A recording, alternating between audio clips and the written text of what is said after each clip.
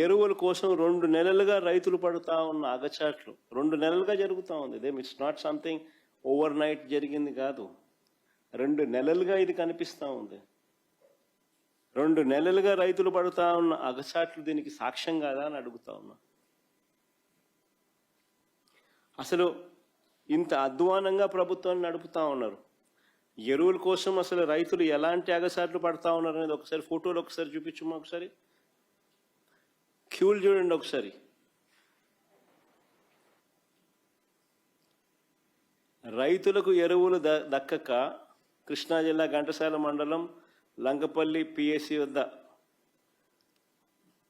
కానీ మునుబొమ్మ పార్వతీపురం మన్యంలో విజయనగరం ఎస్కోటలో ఎరువుల కోసం బారులు తీరిన రైతులు, రాజంలో ఎరువుల కోసం రైతులు కొట్లాట, అనకాపల్లి తుమ్మపాలలో రాత్రి సమయంలో ఎరువుల కోసం పాటలు, రాత్రి సమయంలో, తూర్పుగోదావరి జిల్లా తాళ్లపూడి మండలంలో పరిస్థితి అది.